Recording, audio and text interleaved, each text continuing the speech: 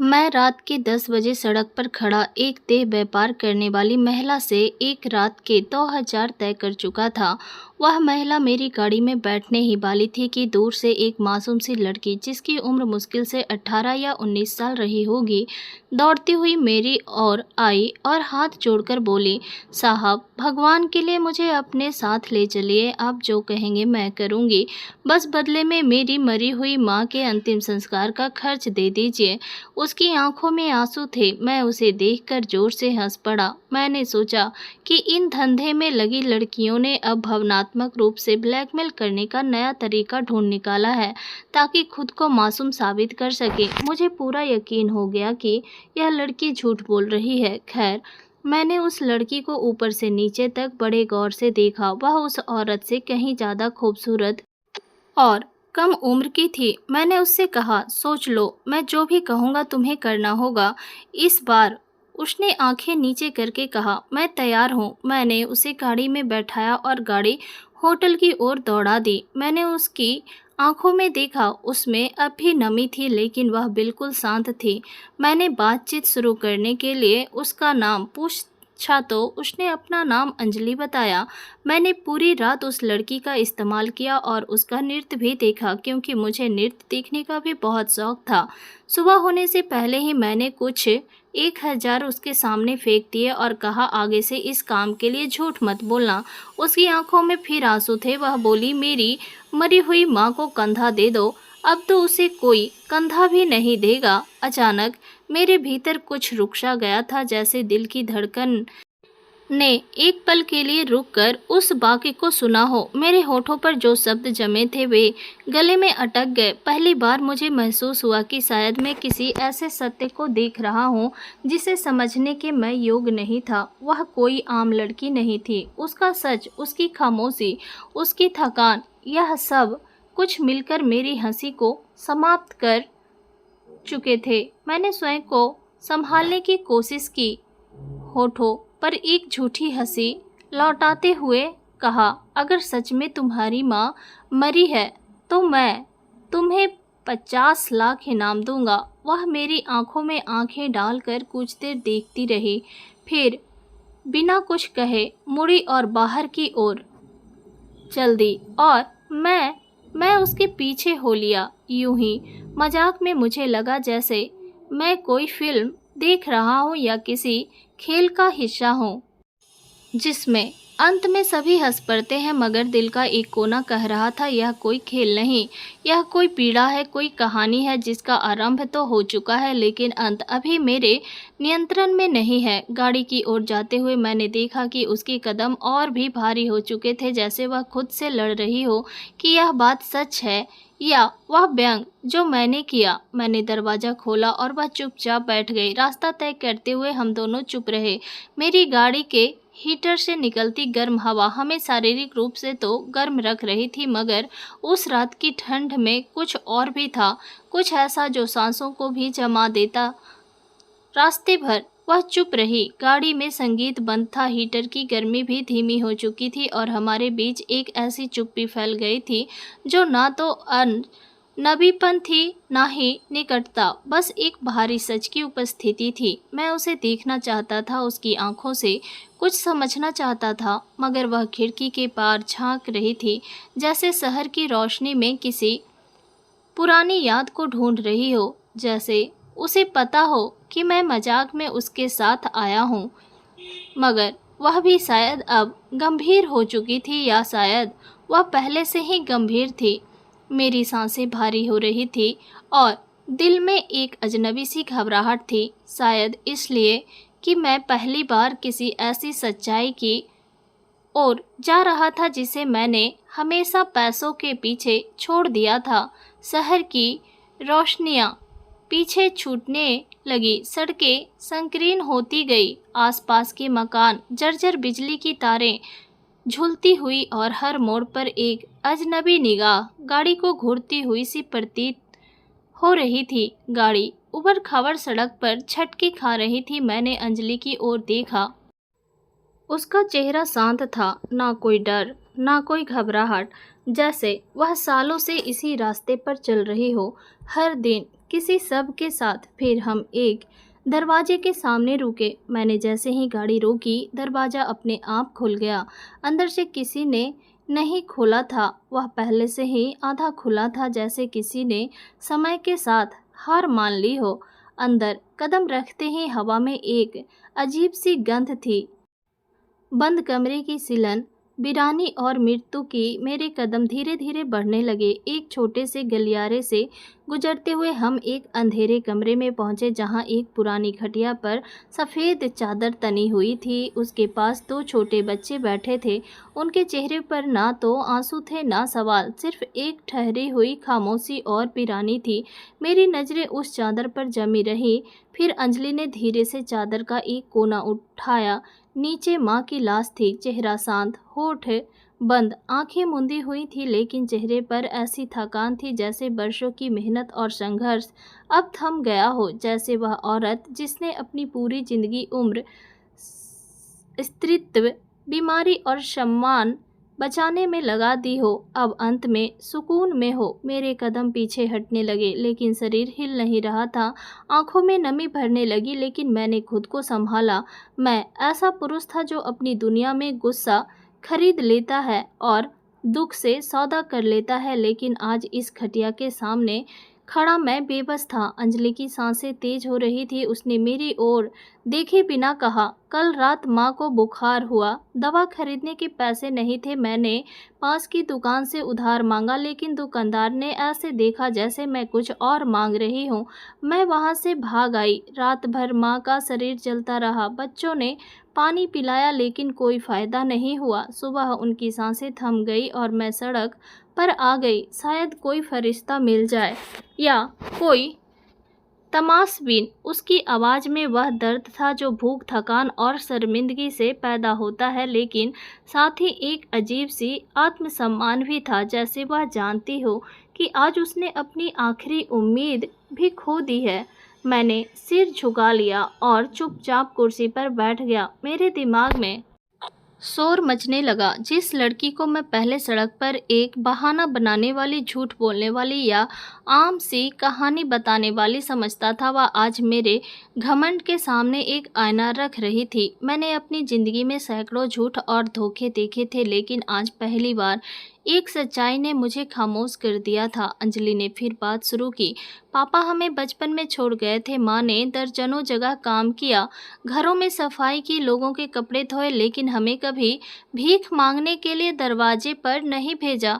मैंने उसकी आंखों की तरफ देखा। उसमें रोशनी नहीं थी, लेकिन वह खाली थी नहीं थी, जैसे अब वह आंखें सपने नहीं देखती, बस हकीकत को गिनती है। हर दिन, हर रात, हर भूख, हर लम्हा। बच्चे चुपचाप अपनी माँ को देख रहे थे। शायद उन्हें अभी मौत का मतलब पूरी तरह समझ नहीं आया था, या शायद अब समझ चुके थे, लेकिन सहने की आदत हो गई थी। अंजलि की बातों में ना झुकाव था, ना कोई विनती, ना ही कोई इल्ज़ाम। वो बस सच्चाई कह रही थी, और वह सच्चाई मेरी रूह तक उतर रही थी। कल रात जब मैं घर आई, माँ बेहोश थी। मैंने पूरा दिन बिना कुछ खाए बिताया। माँ के लिए कुछ भी कर सकती थी, लेकिन मेरे पास कुछ भी नहीं था सिवाय खुद के। यह कहते हुए उसने मेरी तरफ देखा। मैंने नज़रें चुरा ली। वो लम्हा ऐसा था जैसे किसी ने मेरे अंदर पत्थर फेंका हो। वो लड़की जिसे मैंने मजाक समझा, नाचने को कहा, जिसकी मजबूरी पर हंसा, वो आज मुझे कहीं बड़ी निकली। चरित्र में, गरिमा में, इंसानियत में। उसने अपने आत्मसम्मान की आखिरी सीमा तक जाकर अपनी माँ के सब के लिए नाच लिया, लेकिन किसी सौदे में खुद को नहीं बेचा। मैं खुद को तुच्छ महसूस करने लगा। मेरी दौलत, मेरे शब्द, मेरे ताने, सब ब्याह हो गए। कमरे में सन्नाटा था, लेकिन वो सन्नाटा मुझसे सवाल कर रहा था, मेरे अस्तित्व से, मेरे व्यवहार से। अंजलि ने चादर फिर से माँ के सर पर डाल दी और बच्चों के पास बैठ गई। मैं धीरे से कुर्सी से उठा, दरवाजे की ओर बढ़ा, कुछ कदम रुककर पलटा और एक बार फिर कमरे को देखा। वहीं मेरे अभिमान का अंत हो गया। मैं सोचने लगा, क्या माँ के कफन की भी कोई कीमत होती है? शायद मेरी आत्मा का कफन तो उसी दिन बिक गया था। मैं दरवाजे पर खड़ा था, लेकिन मेरे कदम जैसे आगे बढ़ने से मना कर रहे थे। कमरे का सन्नाटा अब मेरे अंदर बोल रहा था, मैंने पूरी जिंदगी झूठ और मुनाफे के धंधों में गुजारी थी। लोगों को परखा, खरीदना, बेचना सीखा, लेकिन आज पहली बार किसी इंसान की सच्चाई के सामने खड़ा था। बेबस और लज्जित मेरे हाथ कांप रहे थे। मेरे जैसे लोग बड़ी बड़ी बातें कर लेते हैं, लेकिन जब दिल पर चोट लगती है तो शब्द धोखा दे जाते हैं। मैं धीरे धीरे पलटा, अंजलि के पास गया, जो अभी भी जमीन पर बैठी बच्चों के बाल सहला रही थी। उन बच्चों की आंखों में वो खामोशी थी जो चीखों से कहीं ज़्यादा दर्दनाक थी। मैंने चुपचाप अपनी जेब से चेक बुक निकाली, कलम निकाली और लिखने लगा। हाथ कांप रहा था। 50 लाख का वो चेक जो कभी मैंने ताना मारते हुए कहा था, आज हकीकत बन रहा था और हर अंक मेरी झूठी शान की अर्थी पर लिखी एक लकीर लग रहा था। चेक भरकर मैंने धीरे से उसकी तरफ बढ़ाया। वो मेरी तरफ नहीं देख रही थी, बच्चों के पास ही लगी रही। मैंने चेक उसके सामने रखा, तब उसने धीरे से चेक देखा, फिर मेरी आंखों में झांक कर कहा, यह कफन की कीमत है या मेरी इज्जत की? उसके सवाल ने मेरी हड्डियों में सिहरन भर दी। मैंने कुछ कहना चाहा, लेकिन शब्द ने मेरा साथ छोड़ दिया। शायद इसी को शर्मिंदगी कहते हैं, जो शब्द को भी भस्म कर देती है। मेरी आंखें झुक गई। मैं वह पुरुष नहीं रहा था जिसे शहर के सबसे बड़े व्यवसायी के रूप में जाना जाता था। मैं अब उस क्षण का दोषी था जब मैंने उस लड़की को एक इंसान की बजाय तमाशा समझा था। अंजलि ने चेक उठाया, उसे देखा और धीरे धीरे बच्चों की ओर बढ़ा दिया। यह हमारे माँ के लिए है, उसने कहा। बच्चों ने चेक को नहीं समझा। वे तो अभी अपनी माँ के शरीर को देख रहे थे, जैसे किसी चमत्कार की उम्मीद कर रहे हों। मैं कमरे के कोने में रखी पुरानी कुर्सी पर बैठ गया। कुछ क्षणों के लिए मैं स्वयं से, अपने पिछले जीवन से और उस फैसले से जिसे मैंने धन के आधार पर लिया था, उस सब से शर्मिंदा था। मेरे सामने एक लड़की थी जो गरीबी में पली थी, मेहनत की थी, सत्य बोला था, और जब कोई रास्ता नहीं बचा तब भी वह झुकी नहीं। उसने नृत्य किया, पर अपनी शर्तों पर। उसके अस्तित्व में एक ऐसा आत्मसम्मान था जो मेरी सारी संपत्ति से अधिक मूल्यवान था। मैंने बचपन से सीखा था कि सम्मान धन से आता है, लेकिन आज जान गया कि सम्मान तब जन्म लेता है जब व्यक्ति अपनी व्यवस्था में भी ना झुके, ना बिके। अंजलि ने कुछ देर चुप रहकर बच्चों को उठाया, उन्हें गले लगाया। माँ के अंतिम संस्कार की व्यवस्था करनी थी। पंखा चलाने के लिए मोहल्ले से किसी को बुलाना था, लेकिन वह किसी से सहायता नहीं मांग रही थी, ना मुझसे, ना बाहरी दुनिया से। वह स्वयं सब कुछ करना चाह रही थी। मैंने धीरे से कहा, पंडित जी को बुला लिया जाए। उसने सिर हिलाया। पास के मंदिर में चलते हैं, पंडित जी अच्छे हैं, माँ को जानते थे। मैं मंदिर गया और पंडित जी को अंतिम यात्रा की सूचना दी। मेरी आवाज़ भर आई थी। पंडित जी ने बताया कि वे पूजा करके आ रहे हैं। मैंने उन्हें विदा कहा और भारी कदमों से वापस लौट आया। कमरे का दृश्य बेहद पीड़ादायक था। अंजलि माँ के चरणों के पास बैठकर धीरे धीरे प्रार्थना करने लगी। उसकी आवाज़ में कंपन था, लेकिन शब्द सटीक थे, जैसे वह माँ को अंतिम बार विदा कर रही हो। उस क्षण मैंने महसूस किया कि कुछ लोग हमारे विश्वास, हमारी भाषा, हमारी संस्कृति और हमारी शिक्षा से भी महान होते हैं, और वे अपने चरित्र से जीवन का असली अर्थ सिखाते हैं। कमरे के बाहर की अंधेरी गली में सन्नाटा था, लेकिन भीतर हर सांस की आवाज़ अब स्पष्ट सुनाई दे रही थी। बच्चों की सिसकियाँ, अंजलि की प्रार्थनाएं और मेरे भीतर का वह शोर जो थमे ना का नाम नहीं ले रहा था। पंडित जी आ चुके थे। एक रोशन चेहरा, सादा पहनावा और उनकी निगाहों में वह करुणा जो शब्दों से नहीं बल्कि आचरण से महसूस होती है। वह सबके पास आए, सिर पर हाथ रखा और धीरे धीरे राम नाम का पाठ शुरू कर दिया। मेरे लिए यह सब नया था। मैं अब तक अंतिम संस्कारों में केवल औपचारिकता के लिए शामिल हुआ करता था, कभी उसकी गहराई को महसूस नहीं किया था। लेकिन आज मैं हर शब्द, हर क्रिया को पूरी शिद्दत से महसूस कर रहा था, जैसे मैं किसी सब के सामने नहीं बल्कि खुद अपनी धड़कनों के कफन में लिपटा खड़ा हूँ। कुछ देर बाद कुछ पड़ोसी भी आ गए। चुपचाप अंतिम यात्रा की तैयारी शुरू हो गई। कोई अर्थी ले आया, कोई पानी, कोई सफ़ेद कपड़ा, सब कुछ इतनी सादगी से हो रहा था जैसे जीवन का सारा बोझ अंतिम क्षण में बेजान हो जाता है। जब सबको उठाया गया तो अंजलि ने आखिरी बार अपनी माँ के चेहरे को देखा। उसकी आंखें आंसुओं से भरने को थी, मगर वह खुद को रोक कर खड़ी रही। उसने माँ की कंधों को चूमा, सिर झुका लिया। मैं अपने जीवन में पहली बार किसी शव को कंधा देने के लिए आगे बढ़ा। पंडित जी ने मुझसे रिश्ता पूछा, मेरे होठों पर कुछ नहीं आया। एक पल के लिए सोचा झूठ बोल दूं, कोई रिश्ता बता दूं, मगर फिर दिल से एक आवाज़ आई, मानवता। पंडित जी ने चुपचाप सिर हिलाया और मैंने कंधे के नीचे हाथ रखकर उस शव को उठाना शुरू किया। पहली बार किसी बोझ को दिल से उठाया।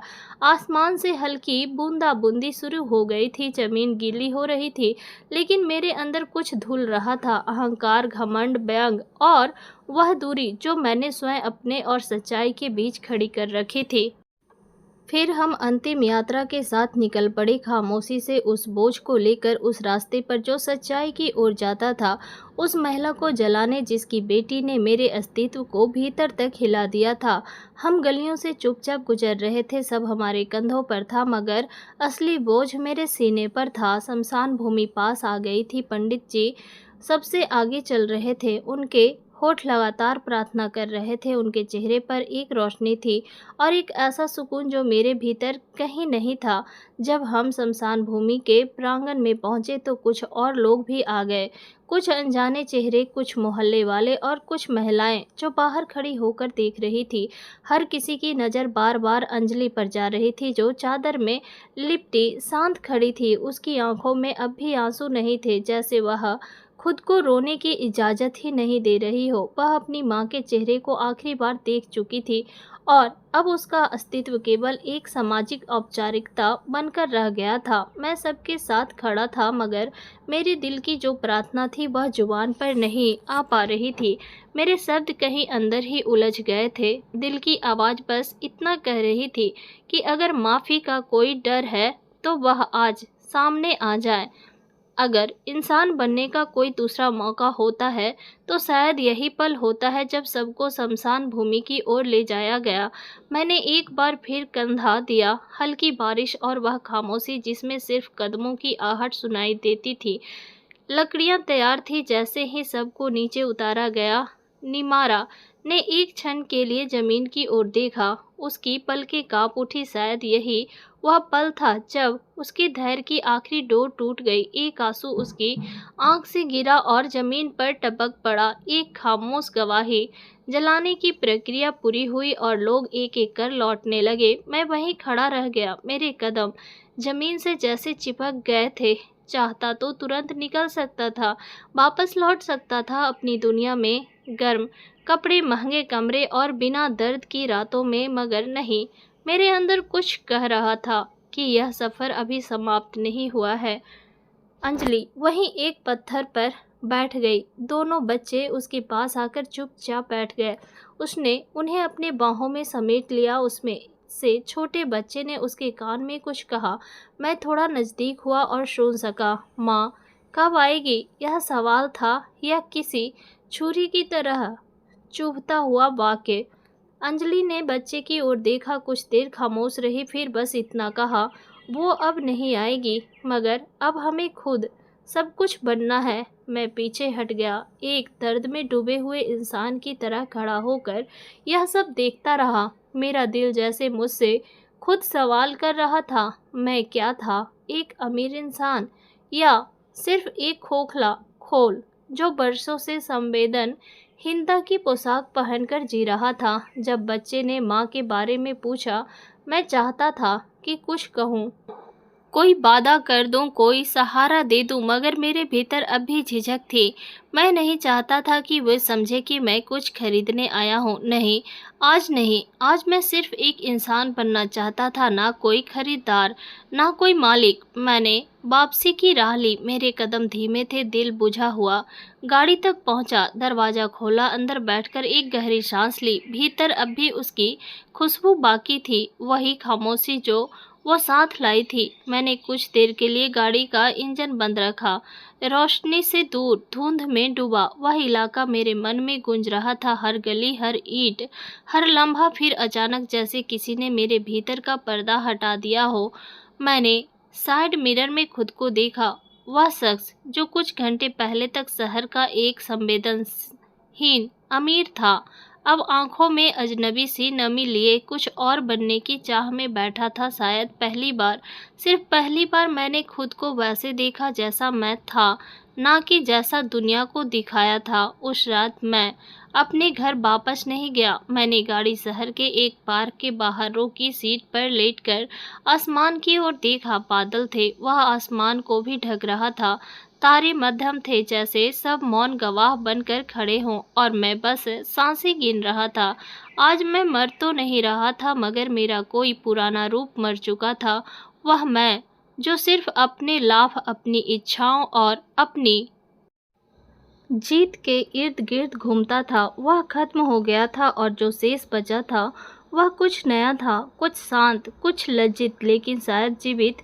सूरज के उगने के लिए व्याकुल, पर नींद आंखों से कोसों दूर थी। मैंने फ़ोन निकाला। कई मिस्ड कॉल्स थी, ज़्यादातर दोस्तों की। 2-3 बैठ के छुट्टी थी, और एक उस स्त्री की जो स्वयं को मेरी ज़िंदगी का हिस्सा मानती थी, लेकिन मेरी आत्मा से कभी परिचित नहीं हो सकी। मैंने सारी कॉल्स अनदेखी कर दी, फ़ोन बंद किया और आंखें मूंद ली।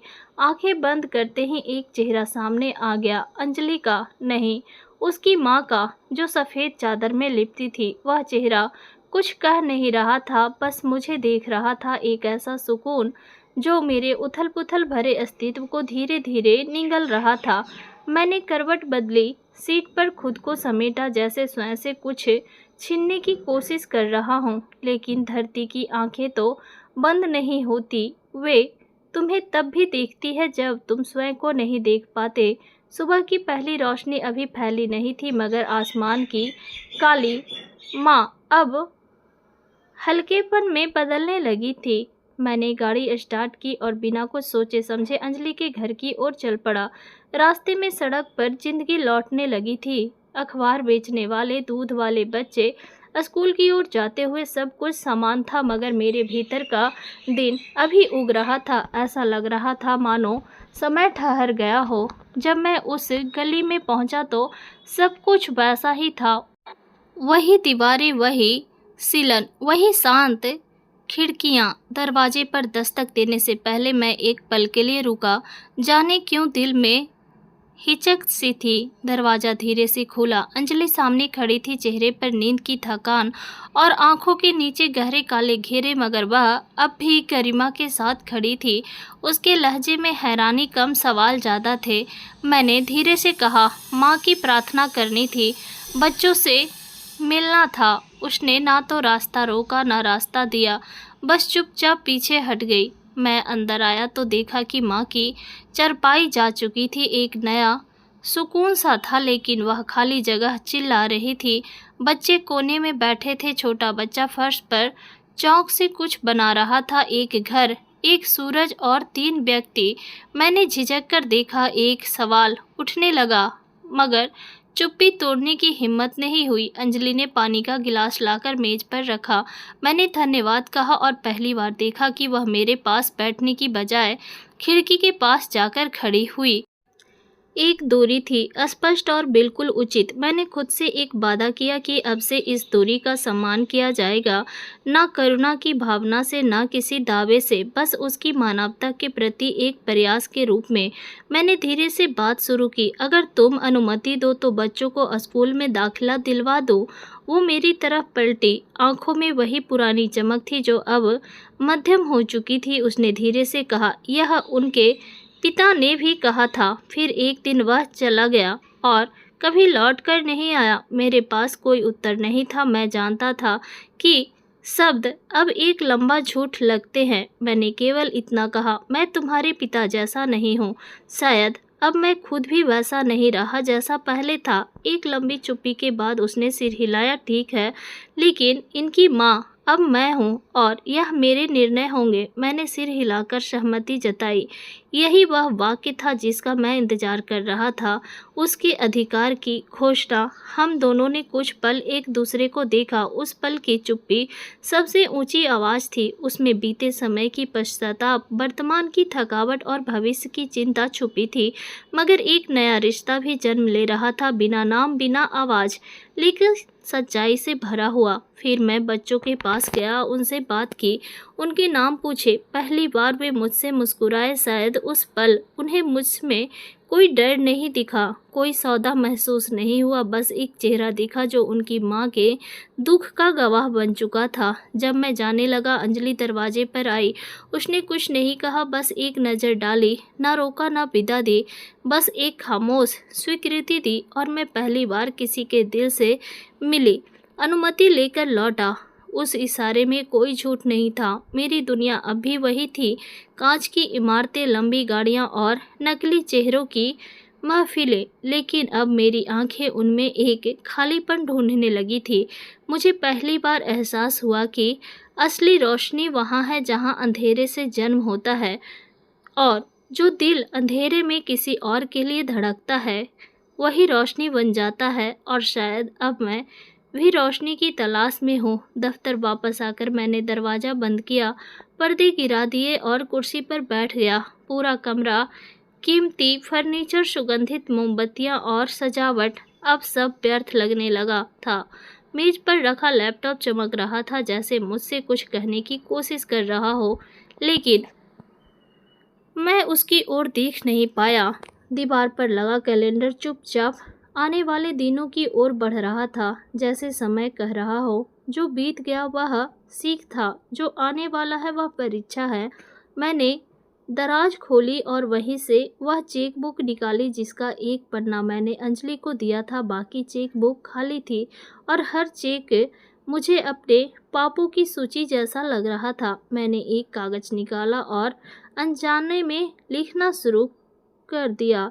हाथ खुद ब खुद चलने लगे। बच्चों के स्कूल का इंतजाम, अंजलि के लिए एक सुरक्षित स्थान, 2 साल का खर्च, बिना किसी एहसान के, बिना किसी शर्त के। मैंने वाक्य पूरे किए, फिर रुककर खुद से सवाल किया, क्या यह वास्तव में प्रायश्चित है या सिर्फ अंतरात्मा की खामोश रिश्वत? तो दोस्तों, यह था इस कहानी का पहला भाग। अगले भाग को देखने के लिए हमारे चैनल को सब्सक्राइब करें और बेल आइकन पर क्लिक करके इसे ऑल द सेट करें ताकि आपको नए वीडियो की सूचना तुरंत मिले। धन्यवाद।